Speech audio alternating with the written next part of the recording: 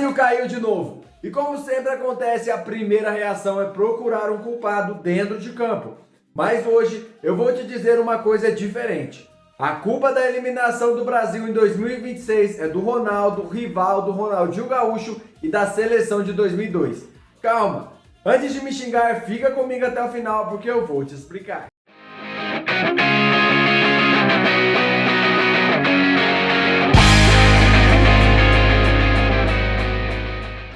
Sim, a culpa foi da seleção de 2002. É isso mesmo que você ouviu. A culpa foi do Ronaldo, do Rivaldo, do Ronaldinho Gaúcho, do Cafu, do Roberto Carlos, do Marcos, do Filipão e daquele Brasil que colocou a quinta estrela no peito. E antes que você ache que eu estou ficando maluco, deixa eu te fazer uma pergunta. E se o maior problema do futebol brasileiro nos últimos 24 anos não tiver sido uma derrota? E se o maior problema tiver sido justamente uma vitória? E se o Penta de 2002, em vez de ensinar a CBF a se organizar, tiver ensinado exatamente o contrário? Porque para entender a queda do Brasil em 2026, a gente precisa voltar para antes do Penta. A gente precisa voltar para o ciclo mais bagunçado que terminou em título mundial. E aí começa o ponto central desse vídeo. O Brasil de 2002 não nasceu de um projeto perfeito. Não foi uma seleção construída em 4 anos de estabilidade. Não foi um ciclo tranquilo, com comando firme desde o início, planejamento redondo, ambiente controlado e confiança total. Foi o contrário. Foi um ciclo zoado, um ciclo de troca de técnico, um ciclo de pressão, um ciclo de desconfiança, um ciclo que várias vezes o Brasil parecia mais perto do desastre do que de uma taça. E antes de Filipão chegar, a seleção passou por Vanderlei Luxemburgo, depois veio Emerson Leão, teve Candinho como interino e só depois Luiz Felipe Scolari assumiu o comando. Ou seja, não existia continuidade, não existia uma ideia consolidada, não existia aquela sensação de o Brasil sabe exatamente o que está fazendo. E nas eliminatórias a coisa também foi pesada. O Brasil sofreu, perdeu jogos fora, foi pressionado, chegou a viver risco real de complicar a classificação. Aquela seleção que hoje a gente olha como campeã do mundo, não era vista assim antes da Copa. Tinha cobrança da torcida, tinha crítica da imprensa, tinha dúvidas sobre o time, tinha dúvida sobre o técnico, tinha dúvida sobre a convocação. E tinha 2 assuntos que incendiavam o Brasil inteiro: Romário e Ronaldo. Romário era o nome que muita gente queria ver na Copa. O povo pedia, parte da imprensa pedia, a pressão era enorme. O baixinho tinha história, tinha gol, tinha peso, tinha sido protagonista no Tetra em 94, só que Felipão bateu o pé. Romário ficou fora e essa decisão antes da Copa parecia uma loucura para muita gente. Como deixar Romário de fora de uma Copa que o Brasil já chegava pressionado? Como abrir mão de um jogador daquele tamanho? Como comprar essa briga com o país inteiro? E do outro lado, tinha Ronaldo, o fenômeno, um dos maiores talentos que o mundo já viu. Mas um Ronaldo que chegava cercado de incertezas. Ele tinha passado por lesões gravíssimas, ficou muito tempo afastado. A própria FIFA lembra que Ronaldo só voltou a jogar pela seleção cerca de 40 dias antes da convocação final. Então, pensa no cenário. O Brasil deixa Romário de fora, leva Ronaldo depois de um período enorme marcado por lesões, chega de um ciclo instável, troca técnico, sofre nas eliminatórias, chega sem unanimidade, chega com desconfiança, chega com pressão, chega com cobrança. Se fosse hoje, a internet estaria em guerra. Imagina as manchetes. Felipão perdeu o controle. Brasil chega bagunçado. CBF não tem planejamento. Romário fora é um absurdo. Ronaldo é aposta arriscada. O Hexa está ameaçado. Aliás, naquele momento, nem era o Hexa. Era o Penta que estava em jogo. O Brasil estava tentando se recuperar da dor da final perdida em 98 para a França. E chegou em 2002 carregando uma mistura de trauma, dúvida e esperança. Só que aí a Copa começou. e tudo mudou. Porque apesar de todo aquele caos, o Brasil tinha uma coisa que muda qualquer roteiro: jogadores absurdos. Ronaldo não era apenas um centroavante, era um fenômeno. Rivaldo não era apenas um camisa 10, era um jogador decisivo, frio, técnico e gigante em jogo grande. Ronaldinho Gaúcho não era apenas uma promessa, era o talento que começava a explodir para o mundo. Cafu não era apenas lateral, era liderança, pulmão, capitão, história. Roberto Carlos não era apenas força, era um dos laterais mais impactantes que o futebol já viu. Marcos não era apenas um goleiro, era segurança em um time que precisava sobreviver à pressão. Gilberto Silva, Cleberson, Lúcio, Edmilson, Roque Júnior, Denilson, Juninho Paulista, Edilson. Era um grupo forte. E dentro da Copa, esse talento fez o que talento de verdade faz. Resolveu. A final contra a Alemanha é um exemplo claro, galera. Do outro lado, Oliver Kahn, um dos grandes goleiros do mundo naquele momento, eleito o melhor jogador da Copa. E aí veio Ronaldo. 2 vezes, 2 gols na final. Brasil 2-0, pentacampeão. A quinta estrela, a redenção do fenômeno, a consagração de Rivaldo, o brilho de Ronaldinho, a liderança de Cafu, a segurança de Marcos, a força de uma geração que entrou para a história. É aqui que mora o perigo. Porque quando o Brasil ganhou aquela Copa, parece que muita coisa errada foi apagada pelo título. A instabilidade virou detalhe, a troca de técnico virou parte da história, a pressão virou combustível, a desconfiança virou motivação. A ausência de Romário virou convicção, a aposta em Ronaldo virou genialidade e a bagunça virou mística. Esse é o ponto. A CBF olhou para aquele título e parece ter aprendido a pior lição possível. Pode chegar bagunçado, porque no fim o talento brasileiro resolve. Só que 2002 não provou isso. 2002 não provou que a bagunça ganha a Copa. 2002 provou que uma geração absurda pode ganhar apesar da bagunça. E existe uma diferença enorme entre vencer por causa do planejamento e vencer apesar da falta dele. Só que depois de 2002, o futebol brasileiro parece ter se agarrado à pior interpretação possível. E aí começa a sequência. Em 2006, o Brasil chegou com nome, chegou com estrela, chegou com Ronaldo, Ronaldinho, Kaká, Adriano, Cafu, Robinho, Roberto Carlos. Chegou com o famoso quadrado mágico, mas caiu para a França nas quartas. E aquela eliminação já dava um aviso. Não basta ter nome, não basta ter craque, não basta juntar talento e esperar que a camisa resolva. Em 2010 veio Dunga, um ciclo mais pragmático, mais fechado, mais de resultado. O Brasil ganhou a Copa América em 2007, ganhou a Copa das Confederações em 2009, chegou competitivo, mas caiu para a Holanda nas quartas. Saiu na frente, perdeu o controle, levou a virada e, de novo, a sensação era a mesma. Quando o jogo exigiu resposta, o equilíbrio e leitura faltou algo. Em 2014, a CBF olhou para trás. Trouxe Felipão de volta, trouxe Parreira como coordenador, tentou recuperar o espírito de 2002. A seleção ganhou a Copa das Confederações em 2013, empolgou o país e muita gente acreditou que aquela energia seria suficiente. Mas Copa do Mundo não perdoa a ilusão. Veio a Alemanha, veio o 7-1. E ali a máscara caiu de vez. Porque o 7-1 não foi só uma derrota, foi um colapso. Foi a prova mais cruel de que tradição não marca ninguém. Camisa não organiza time. Grito de arquibancada não monta sistema defensivo. E mística não vai substituir a estrutura. Depois do maior trauma da história da seleção, o que a CBF fez? Olhou para trás de novo, chamou Dunga de volta. Percebe o padrão? Quando dá errado, o Brasil não necessariamente constrói um projeto novo. Muitas vezes tenta ressuscitar uma fórmula antiga. Em 2018 veio o Tite. E aqui é importante ser justo. O trabalho do Tite foi provavelmente o mais organizado da seleção nesse período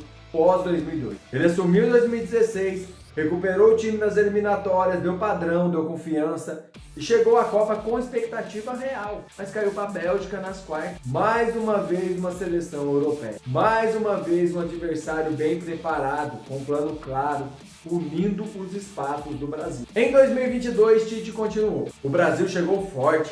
Tinha Neymar, tinha Vini Júnior, tinha Casemiro, tinha Alisson, tinha Marquinhos, Thiago Silva, elenco valorizado. Contra a Croácia, Neymar fez um gol na prorrogação. Parecia que agora o roteiro seria diferente, mas o Brasil levou o empate no fim, caiu nos pênaltis, de novo nas quartas de final, de novo europeu, de novo a sensação de que faltou controle no momento decisivo. E então chegamos a 2026. Depois da queda em 2022, o Brasil precisava de um ciclo sério, precisava de direção, precisava de convicção, precisava de gestão. Mas o que veio? Estabilidade. Ramon Menezes como interino, Fernando Diniz treinando o Fluminense na final da Libertadores e o Brasil ao mesmo tempo, Dorival Júnior e longa espera por Carlo Ancelotti. A novela do técnico estrangeiro, a CBF vivendo crise política, a seleção trocando comando, trocando ideia, trocando discurso, trocando caminho. E enquanto isso, a velha frase continuava rodando. Em 2002 também foi bagunçado. Em 2002 também ninguém acreditava. Em 2002 também trocou de técnico. Em 2002 também chegou em crise. Sim, mas esse é justamente o problema. Porque usar 2002 como desculpa para normalizar bagunça é uma das maiores armadilhas do futebol brasileiro. Em 2002 o Brasil tinha uma geração fora da curva. Em 2026 não dá simplesmente para repetir o mesmo roteiro e esperar o mesmo final. E aí veio a Noruega. Brasil eliminado nas oitavas. Derrota por 2-1. Pior campanha desde 1990. E mais uma eliminação para europeus. 2006 França, 2010 Holanda, 2014 Alemanha, 2018 Bélgica, 2022 Croácia, 2026 Noruega. 6 Copas seguidas caindo para seleções europeias. Isso não é um detalhe, isso não é azar, isso não é só faltou sorte, isso é padrão. E quando um padrão dura 24 anos, ele vira diagnóstico. O diagnóstico é simples e doloroso. O Brasil ainda confunde talento com projeto, confunde camisa com planejamento, confunde mística com gestão, confunde improviso com identidade. E o pior, ainda trata 2002 como prova de que no fim tudo pode dar certo. Só que 2002 não foi método, foi exceção. Uma exceção maravilhosa, uma exceção histórica. Uma exceção que todo brasileiro tem o direito de celebrar para sempre. Mas ainda assim, exceção. E exceção não pode virar política esportiva. Não dá para montar ciclos inteiros esperando aparecer outro Ronaldo, outro Rivaldo, outro Ronaldinho, outro Cafu, outro Roberto Carlos, outro Marcos. E mais ainda, todos eles juntos. Não dá para viver esperando que um gênio resolva a falta de estrutura. Porque quando o gênio não aparece, sobra o quê? Sobra bagunça. E quando sobra a bagunça, vem a eliminação. A verdade é que a seleção de 2002 foi tão grande, mas tão grande, que talvez tenha enganado o sistema. Aqueles caras foram tão decisivos que fizeram a CBF acreditar que o caos também fazia parte da receita. Mas não fazia. A receita era outra. Era talento absurdo. Era liderança. Era um grupo fechado. Era um técnico que conseguiu ajustar tudo na hora certa. Era uma geração que carregava jogadores capazes de decidir qualquer jogo. E isso não é planejamento replicável. Isso é raridade. E o futebol moderno não perdoa quem vive esperando raridade. A Alemanha teve projeto, a Espanha teve projeto, a França teve projeto. A Argentina teve talento absurdo do Messi. E um ambiente que trouxe a identidade de volta e fez eles conseguirem voltar a ser campeão. Enquanto isso, o Brasil muitas vezes vive entre duas coisas. O trauma da última eliminação e a esperança do próximo craque salvador. Só que o futebol mudou, as seleções mudaram, a preparação mudou, a análise de desempenho mudou, a intensidade mudou, a gestão mudou. E o Brasil não pode continuar parado na ideia de que a camisa amarela resolve tudo sozinha. A camisa brasileira é gigante, mas ela não corre sozinha. Ela não pressiona, ela não recompõe, ela não monta plano de jogo, ela não garante continuidade, ela não organiza uma federação. Isso é trabalho. E é isso que a CBF precisa entender. O Brasil não precisa apagar 2002, pelo contrário, precisa estudar 2002 do jeito certo. Não para repetir a bagunça, mas para entender que aquela geração salvou um ciclo que poderia ter dado muito errado. E talvez essa seja a frase mais importante desse vídeo. O Penta não foi prova de que a CBF estava certa. O Penta foi a prova de que aquela geração era grande demais. E quando você confunde uma geração fora da curva com um modelo de gestão, você começa a caminhar para o fracasso. Foi isso que aconteceu. Depois de 2002, o Brasil nunca mais chegou a uma final de Copa do Mundo. Caiu em 2006, caiu em 2010, levou 7-1 em 2014, caiu em 2018, caiu em 2022 e agora caiu em 2026 nas oitavas. E a cada queda, a explicação muda. Mas a raiz parece sempre voltar para o mesmo lugar. Falta de projeto, falta de continuidade, falta de identidade, falta gestão. Falta uma CBF que entenda que a Copa do Mundo não começa no mês da estreia. Começa no dia seguinte à eliminação anterior. E talvez o Brasil nunca tenha entendido isso de verdade depois de 2002. Porque lá atrás, no meio do caos, deu certo. E quando dá certo no caos, existe uma tentação perigosa. Achar que o caos é parte do caminho. Não é. O caos quase sempre cobra a conta. Em 2026, ele cobrou. Então, galera, quando eu digo que a culpa é do Ronaldo, do Rivaldo, do Ronaldinho Gaúcho e da seleção de 2002, é claro que eu estou provocando. A culpa não é dos campeões. A culpa é do mito criado em cima dos campeões. O mito de que o Brasil pode chegar bagunçado e resolver na Copa. O mito de que sempre vai aparecer um gênio. O mito de que a camisa pesa mais que o planejamento. O mito de que tradição substitui gestão. Não substitui. Nunca substituiu. Em 2002, a geração era tão absurda que venceu apesar do caos. Depois disso, a CBF continuou flertando com o caos, só que sem uma geração como aquela para salvar. E aí o resultado está aí. 28 anos sem título mundial. Nenhuma final desde o Penta.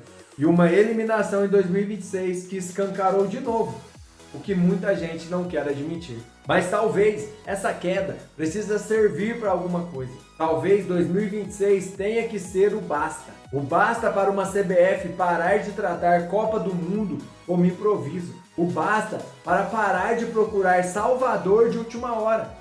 O basta para parar de esperar que a camisa resolva o que a gestão não organizou. O Brasil precisa aprender a lição certa, não a lição errada de 2002. A lição não é, pode chegar bagunçado que uma hora dá certo. A lição é, nem uma geração histórica consegue aparecer toda hora para salvar um ciclo mal conduzido. E se a CBF realmente quiser que o Brasil volte a ser campeão do mundo em 2030, precisa começar agora. Com projeto, com continuidade, com identidade, com planejamento sério, com uma comissão técnica definida, com análise de desempenho, com integração entre base e seleção principal, com decisões tomadas por futebol, não por pressão, vaidade ou improviso, porque a sexta estrela não vai cair do céu. O Hexa não virá só porque o Brasil é Brasil. O Hexa virá se o Brasil voltar a tratar a seleção como potência de verdade. Potência não vive só de passado. Potência se organiza. Potência planeja. Potência aprende com a derrota. E se a CBF aprender a lição agora, talvez em 2030, o Brasil chegue diferente. Não como uma seleção tentando se agarrar à mística, mas como uma seleção preparada para conquistar. Porque o Brasil ainda é gigante.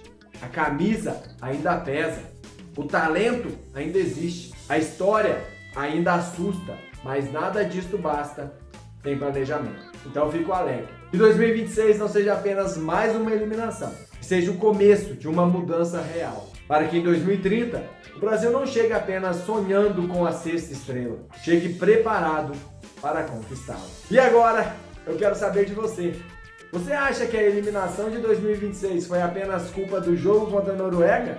Ou é resultado de anos de ciclos mal conduzidos, decisões improvisadas e uma CBF que aprendeu a lição errada em 2002? Comenta aqui embaixo! E se esse vídeo fez sentido para você, deixa o like, se inscreve no canal e compartilha com aquele amigo que ainda acredita que o Hexa vai vir só porque o Brasil é Brasil.